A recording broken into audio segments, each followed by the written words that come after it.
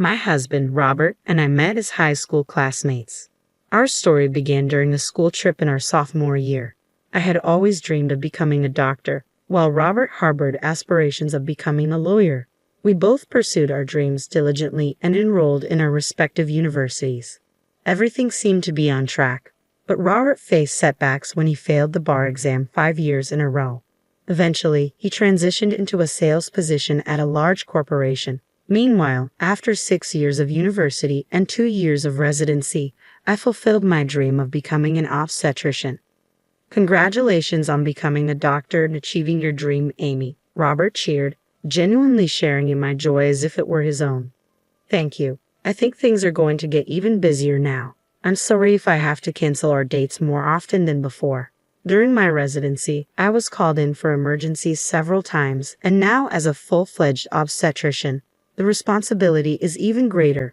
Babies come on their own schedule, so I have to be ready 24/7, 365 days a year. There won't be much time for dates or anything like that, I said, feeling guilty as I explained to Robert. To my surprise, he replied, "So why don't we just get married?" Huh? Get married? Yeah, that way we can always be together. You can go to work whenever you need to. If we have a child and you suddenly have to go to work, I'll support you. Surprised by his unexpected proposal, I found solace in his comforting words. I remember tearfully responding, "Thank you, I really appreciate it. Being an OB-GYN is unique. It's about bringing life into the world. While we treat illnesses too, there's a joy in this field that's unparalleled. It feels like my true calling. I'm 35 now, and I've been practicing as an OB-GYN for 9 years.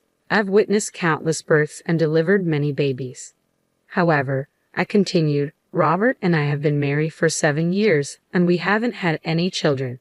We both adore kids, and initially Robert was enthusiastic about having a large family. He used to say, 'I want lots of kids. I'll work hard for them.' But that eagerness has waned over time. I used to believe that having children was a blessing beyond our control, but lately it feels less important. We hardly ever go out together on our days off anymore. Robert has been spending a lot of time locked away in his room lately. He's installed a lock on the door and always ensures it's secured when he's inside. Initially, we used to sleep together in the same bedroom after we got married. However, due to my unpredictable work schedule, which sometimes requires me to leave the house in the middle of the night, we decided to sleep separately to avoid disturbing Robert. Furthermore, when I have late shifts or night duties and am not at home, Robert also tends to return home late. We have a dog at home, and we've set up a pet cam in the living room where the dog's kennel is located. This camera sends notifications to our phones whenever someone enters the house, allowing us to keep an eye on our pet. Both Robert and I are aware of the camera and can access its feed from our phones. One day, during a night shift at work, my phone buzzed with an unexpected notification. It was around the usual time Robert would return home, but something about it felt off. Taking advantage of a break, I quickly glanced at my phone.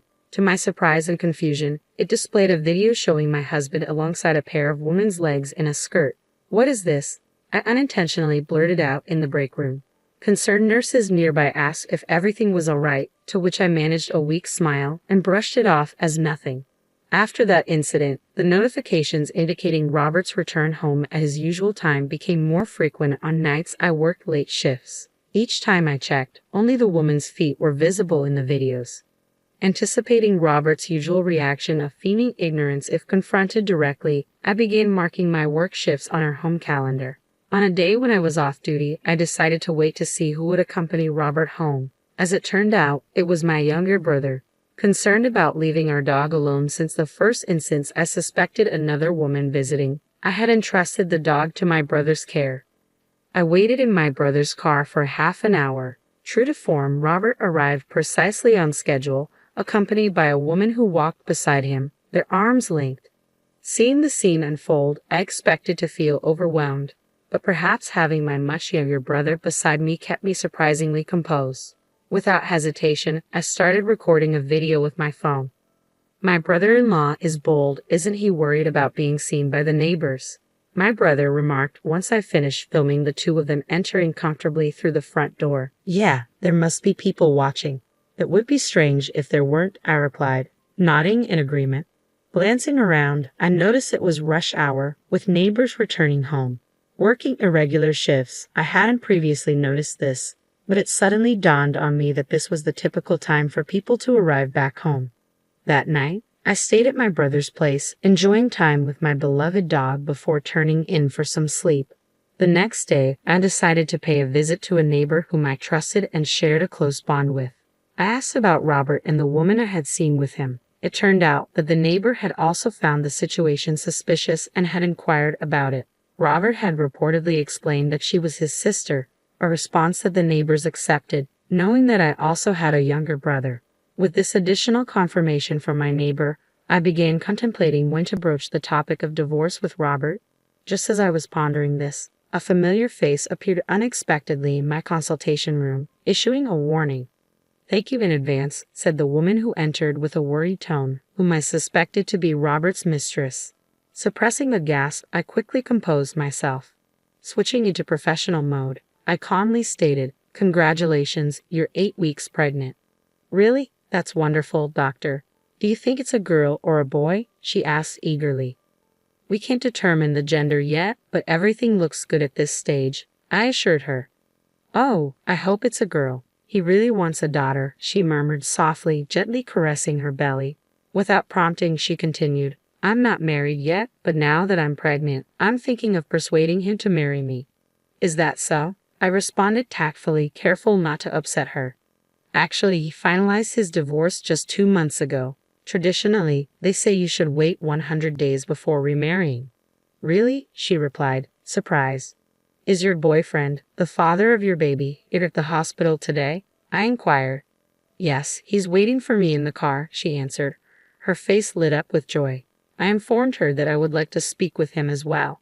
With a smile, she left to fetch him. 15 minutes later, after attending to other patients in the meantime, I called her back into the room. As expected, Robert entered behind her. He awkwardly muttered, "Excuse me," upon seeing my professional demeanor. "What? Huh? Why is Amy here?" he exclaimed, glancing at the nameplate on the office wall. "No way. I use my husband's surname, not my maiden name." While many female doctors opt to keep their maiden names professionally, mine was uncommon and challenging to pronounce. In contrast, Robert's surname was the most common in the state, likely leading him to overlook it at the hospital. In my workplace, there were no other doctors with my last name in the department, so I used just my last name on the nameplate. Seeing Robert's bewildered expression, the woman looked puzzled. "Amy, that's me, right? We came in together," she said, confused. "Of course, I'm Amy," I responded, taken aback. "His lover's name is Amelia, so she must think she's Amy. But using the same nickname for your wife and mistress is beyond despicable." Caught off guard by his mistress, Robert stuttered, No, it's not like that." Sensing the need to clarify, I stepped in. "Amelia, my full name is Jamie. I also go by Amy." "What, Bobby? You've been cheating, Bobby?" I couldn't help but find it almost comical that a 35-year-old man was being called Bobby in this situation. "Huh? Oh, I get it. You have her call you Bobby. Did you tell her where I work?" No, I completely forgot you work here," Robert stammered, clearly caught off guard. It appeared he either hadn't paid attention or never bothered to inquire about where I worked. Despite this, his mistress continued to confront him. "Bobby, who is this woman?" she demanded. No. Robert struggled to come up with an explanation. "Well, I'm not surprised," his mistress asserted. "According to what I've been told, Robert divorced me 2 months ago." Confronted by Robert's silence, I decided to clarify the situation for his mistress. "Amelia, I'm Robert's wife." "What, Robert? So you lied about divorcing her to marry me?" The mistress turned to Robert, incredulous. "It's not like that right now. Just please be quiet, Amy," Robert finally interjected. "What are you saying? We need to clear this up. You've been lying to me, haven't you?" I pressed, feeling the urgency to uncover the truth. I said, "Just stop," Robert replied, clearly flustered. It was understandable. Nobody could remain composed while being accused by their mistress in front of their wife. "When did your relationship with Robert begin?" I asked the mistress, who answered honestly, "About a year ago." "I see. So you were aware that Robert was married when you started seeing him, correct?" I inquired further. But Bobby told me his marriage was falling apart due to his wife's constant infidelity. The mistress defended herself. Even so, having a relationship with a married man could have consequences.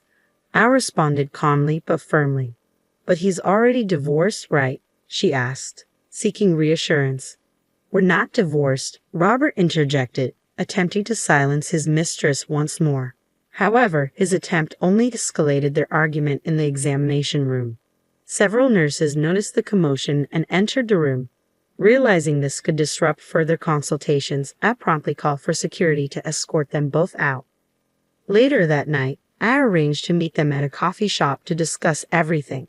During lunch, I briefed my brother on the situation and asked him to join us. As we sat down together, my brother listened to the whole story intently. Then he asked a question that struck a chord. I know it's a strange question, but why didn't you two have any children? That's it. Thank you, little brother, I exclaimed, hugging him playfully and ruffling his hair like old times. My brother chuckled and pushed me away gently but offered his unwavering support. Let me know if there's anything I can do to help. I'm not afraid of anything anymore. From now on, I'm going to hit them with the hardest punishment. That evening, as we waited for Robert and his mistress at the coffee shop, they arrived and immediately accused me. You're having an affair too, aren't you? At these words, my brother spoke up. Long time no see, brother-in-law. How have you been? Huh? Brother-in-law? You don't mean? Robert stammered, confused. Yes, I confirmed. He was just a teenager when we got married. My brother and I are 9 years apart, and in the 7 years since our wedding, he had matured significantly, making it understandable that Robert didn't recognize him. My brother continued, I'm here today as a witness, so please keep that in mind, fixing Robert and his lover with a sharp, authoritative gaze.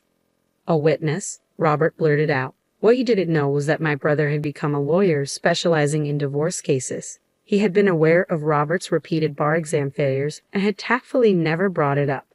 More importantly, let's continue our conversation from earlier. Here, I brought this. I presented an envelope. Inside was a divorce paper with my portion already filled out. Sign this right now. What a considerate woman, bringing the papers herself, Robert retorted, now looking rather smug as he quickly filled out the papers. Robert's lover, seemingly excited, exclaimed, After 100 days, I can officially be Mrs. CEO. I immediately asked, Mrs. CEO, what are you talking about? Robert said he's the CEO of a top-tier company, she replied, while Robert's eyes began to dart nervously. Yeah, that's right, he mumbled. I couldn't help but burst into laughter. Seeing me doubled over in laughter, Robert's lover looked perplexed. What's so funny? Oh, I'm sorry, I said, catching my breath. Who did you say is a CEO? Robert is just an ordinary office worker, and the house is under my name. Also, there's no waiting period for men to remarry after a divorce. Upon hearing this, Robert's lover was livid. What, Robert? How many times were you going to deceive me? I've had enough. I thought you loved me. Well, I thought you were rich and had a big house. Otherwise, why would it fall for an old man like you? She retorted. Watching the two bicker, my brother and I couldn't help but crack a smile.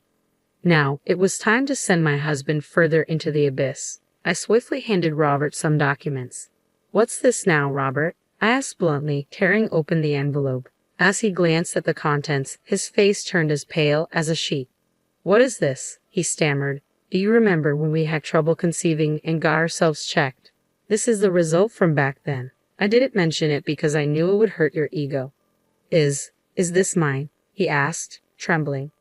Yes, it seems you can't have children. So it was the father of the child inside her, I wonder. I replied, my voice dripping with irony. I presented Robert with the test results from years ago. According to the results, he was infertile. I had kept this from him because I believed we could still be happy together, even without children. The other woman, oblivious to her surroundings, began to make a scene. I didn't know you were infertile. Wait, so it's not your kid? Maybe the test results are fake. She hit and snapped at him, yelling, if you're seedless, it's someone else's. I didn't know who the father was or was planning to marry you because you earned the most. Hearing that, my brother and I were left speechless. As the two of them continued to argue, we tried to calm them down, worried they disturbed the other customers. But they were unstoppable. My brother, being a lawyer, began to explain their situation.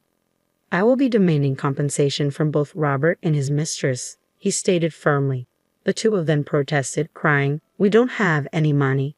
But that wasn't our concern. My brother informed them that if they continued to complain, he would take them to court.